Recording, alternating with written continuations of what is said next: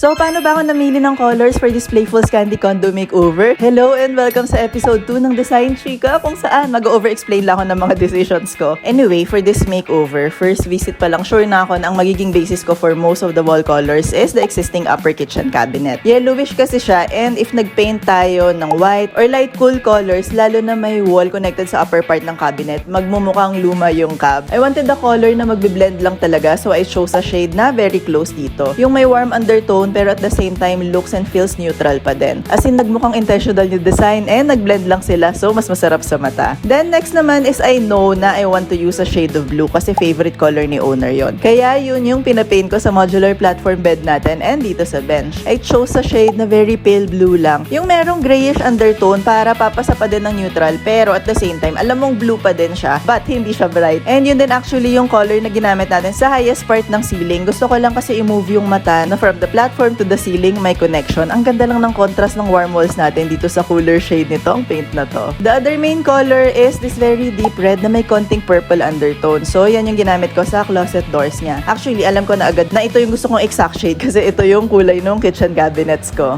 But anyway, kailangan ko introduce tong color na to sa other part ng space. So yun yung ginamit kong background dito sa big canvas art natin above the bed. And yan din yung color na pinaint kong design sa mga photo frame matting dito sa dining nook. So alam mo yun, pag umikot yung mata mo sa space, very balanced lang siya. May mga bold pops throughout. Pero at the same time, very fresh and clean pa din kasi I use a lot of white, wood, and meron din tayong pops of black para may balance and contrast. So that's how I chose the colors for this Playful Candy Makeover. Until our next design, Chika!